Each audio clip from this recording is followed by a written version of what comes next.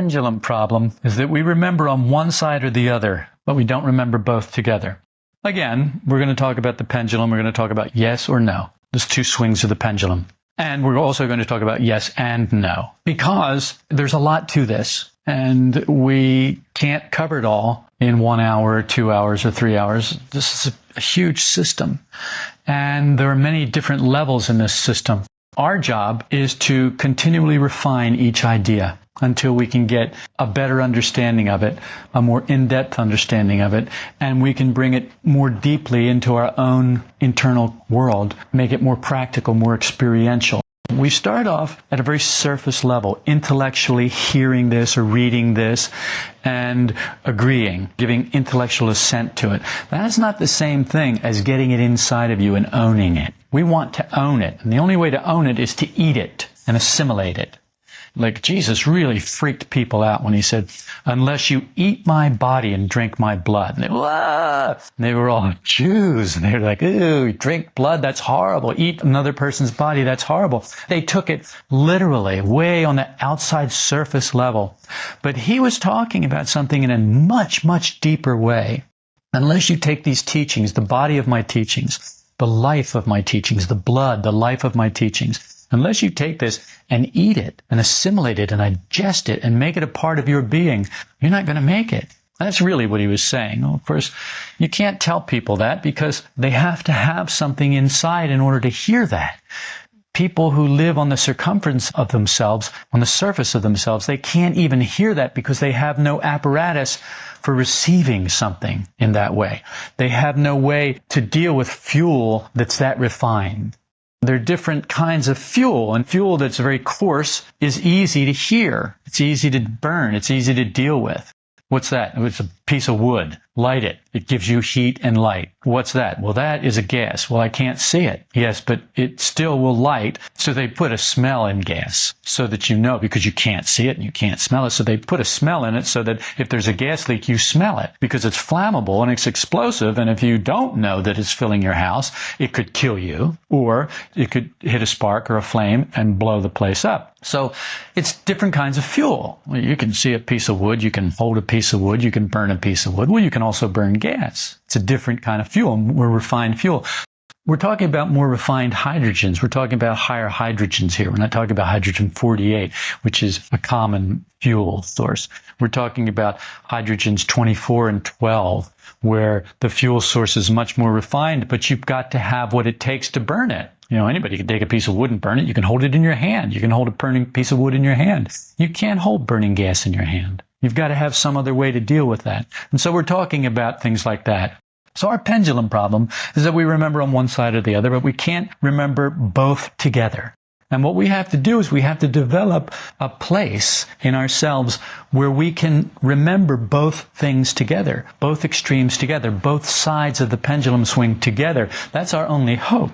We have no middle, so we need to create, make, develop a middle, build a middle.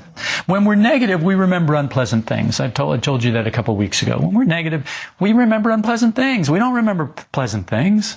When we're in love and happy, we remember pleasant things. We don't remember unpleasant things. Actors use this as a trick. They need to cry or something, so they'll remember something unpleasant, and then that will get them in the mood to cry or whatever it is they need to do.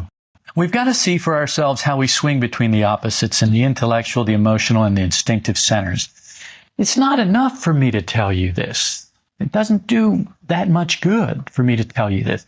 You've got to be able to see this yourself. You've got to be able to take this inside of you. You've got to be able to take this, the body of this teaching, the blood of this teaching, the flesh of this teaching, the life of this teaching. And you've got to be able to eat it and drink it and assimilate it and digest it and make it part of, so that it goes into your cells, so that it goes into your bone marrow, so that it goes into your body, so that it goes into your consciousness, so that it goes into you deeply and becomes a part of you. It becomes a part of the fiber of your being. Have you taken in impressions of one another from a negative swing of the pendulum without trying to remember the opposite impressions from other times when you weren't negative about the person? Yeah, we can all nod our heads about this, can't we? Yes, we have all looked at one another and been negative, taken in negative impressions, and not remembered, geez, it's amazing. He was my friend last week, and now I would like to scratch his eyes out. But can you see the great need for that? When we're negative, more than any other time, we need to be remembering, it wasn't that long ago I had eyes that just loved this person. Where are they now? How can I bring both of these things together and form some kind of middle ground where I am more sensible? Do you see how it's so unbalanced? It's so crazy on the negative swing or the positive swing, either one. Well, I'd rather be positive. Well, maybe you would rather be positive, but it's no different. It's still unbalanced. You need to be balanced. You need to be centered. You need to have them both together, because every time you're positive, well, for every action, there's an equal and opposite reaction. What does that mean? It means that every time you're positive, you are going to be equally the opposite. So you're going to be equally negative, the same intensity. Intensity is a good thing, but intensity on this swing of the pendulum, intensity on that swing of the pendulum, that's not so good. What we're looking for is intensity in the middle, intensity in the moment, intensity of awakeness, intensity of consciousness, where we can be right here, right now, with intensity, with power, with presence. We've got to bring the opposites together consciously. This isn't something that's going to happen mechanically. This isn't something, it just doesn't. And how do you know that? Well, look at you. Here you are. You've made it this far in life, and you can't do it. At will, you cannot do it. You can't even remember to do it, let alone do it. You can't even remember to do it. Oh, so you're negative. Well, try to remember yourself. Screw you. What do you do? Leave me alone. I'm being negative right now. Do you see what he did to me? He really deserves this. Blah, blah, blah, blah. No. What about you? You have the right not to be negative. Huh? You have the right not to be negative. Yeah, but I am negative. Yes, but you have the right not to be. Oh, you're talking about that work stuff again, right? Yes, right. I'm talking about that work stuff again. You can rely on me to talk about that work stuff again. Well, you're irritating me with that. Yes, well, what are you doing here then? Well, I came here to be irritated so I could be negative. Okay, well, you're in the right place.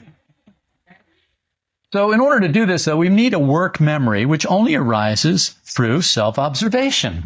What a surprise. Here we are back to self-observation. In order to get a work memory, in order to build, in order to develop, in order to have a work memory, it's like an island, submerged. But in order to raise it, you've got to have self-observation, and that brings it up. So see, our middle, everybody has a middle because everybody has a pendulum swing. So if it swings from this side to this side, in order to get there, it has to pass over a middle ground. There has to be a middle. The problem with us is we are unconscious during that middle part of the swing. We're conscious at this end, and we're conscious at this end, and then we're unconscious in this middle part when we don't know anything about it. There are a couple of reasons for that, and we'll talk about that. Every thought or feeling comes into the consciousness has opposites. When you identify with it, you're under its power, and you're on the pendulum. I don't care what kind of thought or feeling you have. It's got an opposite. It does. Everything has an opposite. The problem with us is we don't understand that if we're having one, we're going to have the other, because it's a law. That pendulum has to swing. Well, why does it have to swing? Why is that so predictable? Physically, it's predictable because of the laws of physics. Psychologically, it's predictable because of psychic laws, inner laws, laws that govern our being, what we are, what we're like. And it's just as predictable. For every thought or feeling that comes into the consciousness, there's going to be an opposite. When you identify with either one, you are under the power of that which you are identifying with, and you are on the pendulum. Just imagine this huge clock, this big clock, with a pendulum that's got like a fire pole for the upright part. And you could actually hold on to it and stand on the big round weight at the bottom. Every time you identify, what you're doing is you're grabbing hold of that. You're standing on that, and then you're swinging with that. You're swinging so fast that when you are at this end of the pendulum, it's the slowest part. Just before it starts to go back, it's the slowest part. Isn't that interesting? That's so slow that even we could be aware of that. Then you get to the other side, and as it starts to swing down toward the middle, it picks up speed, doesn't it? It really starts moving, and we go unconscious. It's just so fast. We don't have the hydrogens. We don't have the ability to deal with that kind of fuel. We just don't have what it takes. We haven't developed the mechanism inside of ourselves. We haven't developed our machine to the point where we can burn that kind of fuel yet. So we go through that unconscious. But we get to the other side when it starts to peak up. As it starts to go up, you notice it slows down. The higher it goes, it slows until it finally stops for an instant, and then it starts back down again. When it's at that side, then we're aware again. It's magic. Suddenly we're aware again because it's slow enough for us to see it. Imagine hummingbird wings. You've seen time-lapse photography and you've seen video or film where they've slowed down hummingbird wings. How many beats per second hummingbird wings? It's incredible. You can't see it. It's just a blur to you. But when you slow it down, you see that it's there. Well, why couldn't I see it? You're just not equipped. Your brain just is not equipped for that. So does that mean it's impossible to see it? No, it doesn't mean that at all. It just means that we have not developed the ability to do that. And there's very little point in developing the ability to do that, actually. Now, who has developed the ability to do that? Well, my guess is that there are people who could do it a lot better than us. People who have to keep their eye on the ball, athletes who play tennis or baseball or ping pong or whatever, where something's moving quickly and they've got to see it. You've got to admit, they can see things we can't see. You've got to admit, they can react to things that we can't react to because we have not developed the potential that we have inside of ourselves. Makes sense, doesn't it? Good. That's all I want to do is make sense. I don't want to belabor the point. I just want you to move with me on this. And I want to make sure that each step of the way, you've got pretty firm footing so that you can take the next step. You don't have to go back and say, well, wait a second, I don't know about that. You'll find yourself having the opposite thought or feeling without seeing the contradiction. We don't see our contradictions. This is our state. Our state, our condition is we do not see our contradictions. If you could see your contradictions, you wouldn't rag on me about things that you see me do that you don't like, that you do the same thing. Well, how come you can be critical of me about it? Because you don't see it in you. If you could see it in you, you wouldn't be critical about it. Well, it's not that critical, and not that superior, and not that uppity about it, and not that angry about it. You would have a little more understanding and a little more compassion, wouldn't you? If you could see it in yourself, then when you looked at it in someone else, you'd be more compassionate. You would think, well, geez, I've done that a lot. I understand that. That makes a lot of sense. I understand how you can do that. That's a drag. I don't like it, but I don't like it when I do it either. It's just so hard to be noxious when you have compassion. And compassion comes from understanding. And understanding comes from knowing yourself, understanding yourself. It doesn't come from a can of Campbell's soup. It doesn't come from a box of Lipton's. It comes from understanding yourself. And understanding yourself only comes from self-observation. So this middle ground has to arise through self-observation. And if you're not observing yourself, you're not getting any middle ground. If you're not getting any middle ground, you're also not getting any understanding of yourself. And if you're not getting any understanding of yourself, you're not understanding other people. And if you're not understanding other people, you're not being compassionate. If you're not being compassionate, what good are you? Well, what, the world needs more nitwits? The world needs more murderers. The world needs more brutal road rage people. The world needs more ignorant people who don't get their way and want to crack skulls over it. The world needs more of that? I don't think so. You need more of that? No, that's not why you're here. You're here because you've realized, to some degree, that you need less of that in your life. And that there's something that you might be able to do about it if you're willing to make the effort. Ouspensky said, we work with too slow a hydrogen to notice the middle where the pendulum swings the fastest. The slowest is at either end, passing the middle very quickly. We've got to learn to rule our minds. It takes a long time and a lot of effort, but we've got to learn to rule our minds. As it is now, we control nothing within ourselves. What do you mean? I can... Did you feel something inside of you? If you're paying attention, you'll feel something inside of yourself. You'll notice something inside of yourself doesn't like that. What do you mean? And it comes up with ways that it can control, that it thinks it can control. It's imagination, pride, and vanity. That's the holy trinity of false personality.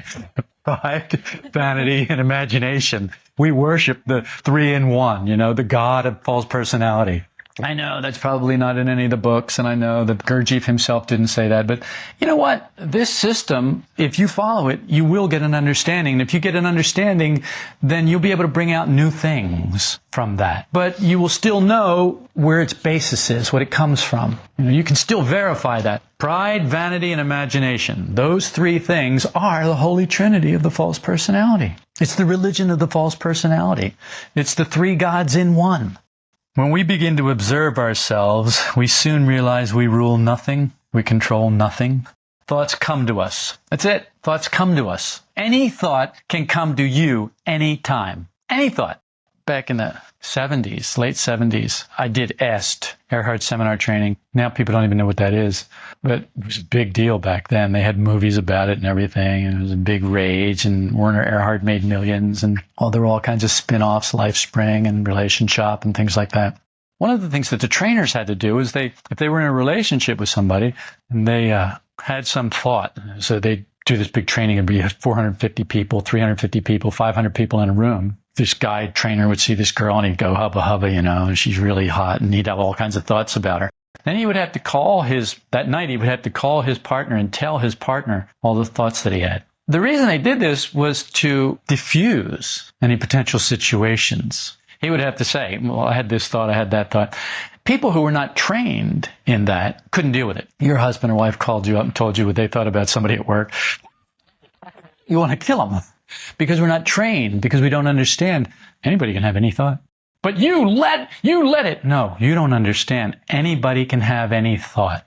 Entertaining the thought is an entirely different matter. But anybody can have any thought. Anything can enter your mind. Any feeling can enter your heart. That's the truth about us, because we don't have any gates. We don't have a fence. There's nothing to stop it. What we do have, if we work, is a little bit of awareness to say yes or no to things, to thoughts and to feelings that come in. Sometimes thoughts and feelings come to us like a swarm of bees. We take them as ours, saying yes to the whole swarm, just as if they were true. They're here. We go, yeah, that's how I feel. Oh, yeah, that's what I think. As if they were true. We don't inspect them to find out if they're Africanized bees or European bees or Italian honey bees or what they are. We don't look at them closely. We don't look at them to see if they have mites, if they're healthy or not healthy. It's just a swarm of bees. They're on us, and it's like, whoa, and then it makes us do whatever it makes us do. Have you ever seen anybody with a swarm of bees on them? There are two kinds of people. The people who just stand there and they get this swarm of bees on them. It's like a big beard. They just hang there. And then the other people who go crazy and swat and run and scream. Which do you think we are?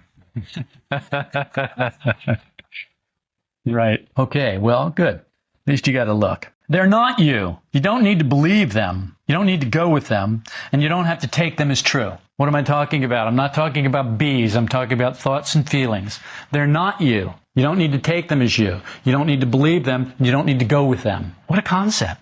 Any thought of any kind can come to you at any moment. If we're not awake, it will convince us. It will be our thought. How many thoughts came into your head and they were your thoughts suddenly? Suddenly you just own it. That's my thought. I think. I feel. It's a thought. It's a feeling. It just came in.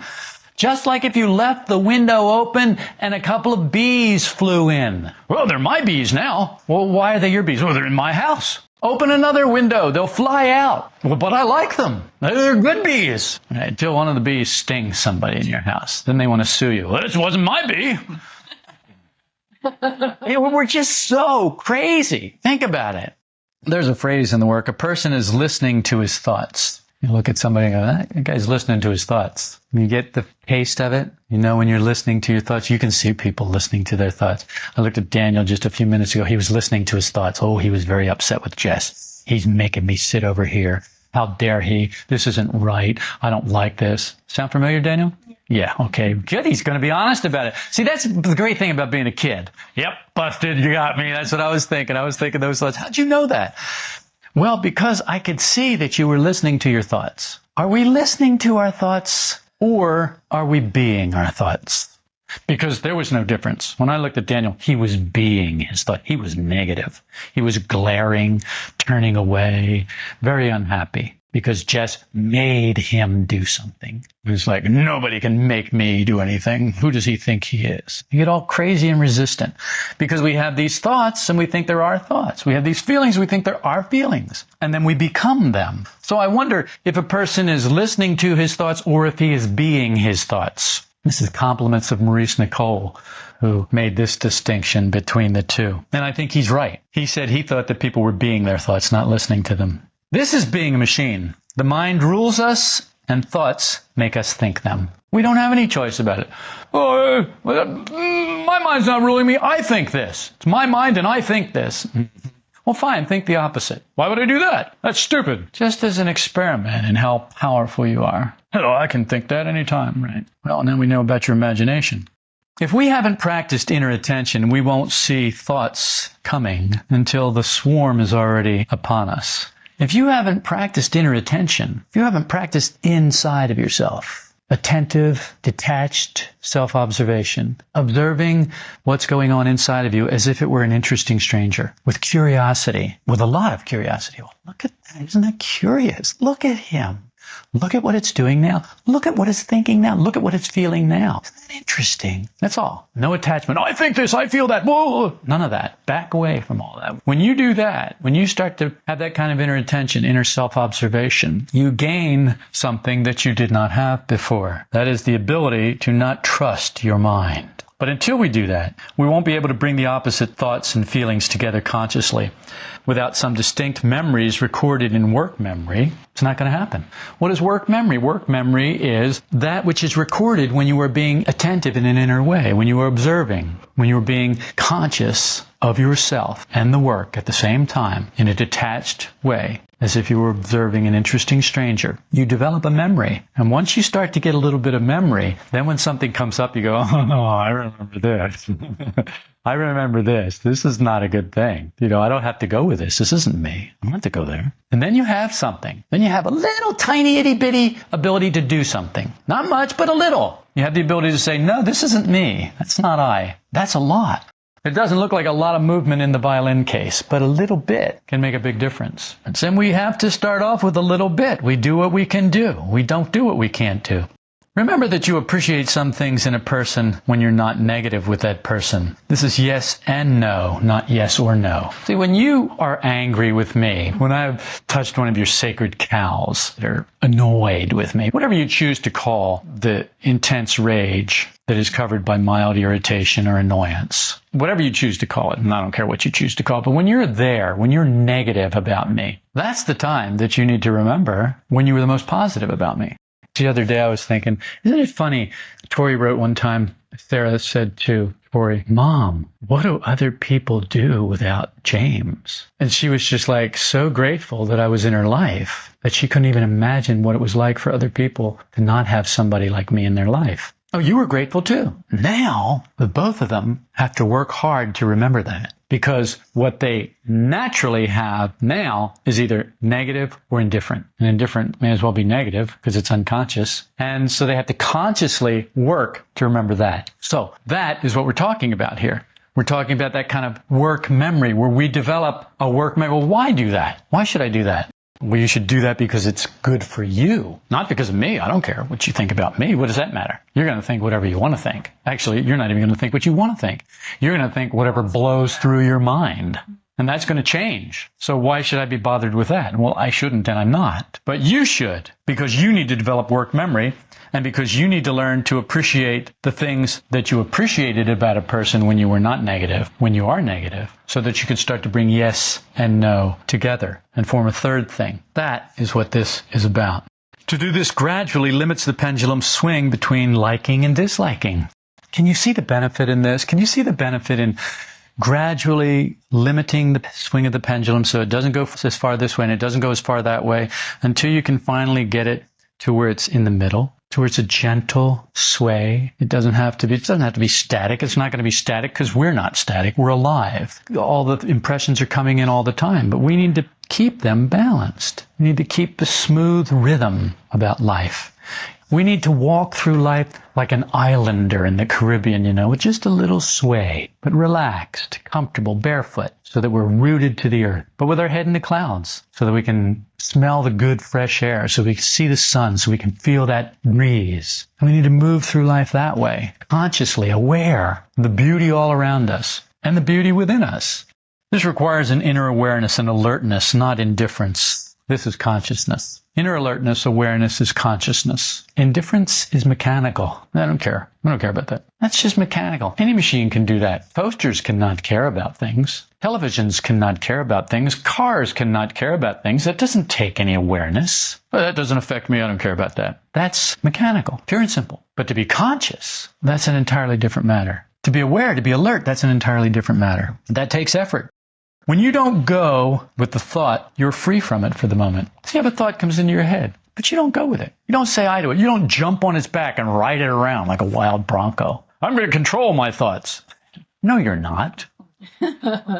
You're not going to control your thoughts any more than you're going to control a wild bull. Thought control is ridiculous. Don't waste your time doing that. Here's how you can control your thoughts. You can say yes to thoughts. You can say no to thoughts. But you're not going to jump on them, put a bit and bridle in their mouth, and then lead them where you want them to go. That's not going to happen. Not at our stage, anyway. Perhaps later, but we're not talking about later. Let's talk about what we can do. What we might be able to do is we might be able to stop identifying with every thought that comes in, every feeling that comes in. We might be able to do that. We might be able to say, that's not my thought. I don't know where that came from, and I don't have to do anything about it.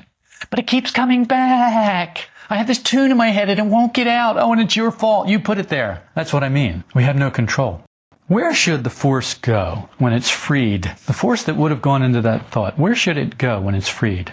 Self-remembering, Pat says. What do you think? Any nods of agreement? Well, I was thinking if you're saying a thought, then to go to the opposite and bring that thought in with it, what you're just saying. So if you have a dislike, not grab that dislike, but hold that on one hand while you look for the other one and bring it in. Actually, you don't have to hold it. When a thought comes in, you can't really hold it or not hold it. You can either be it or not be it. You can own it or not own it. You identify with it or you don't identify with it. Or to be more accurate, we identify or we identify less, to be more accurate.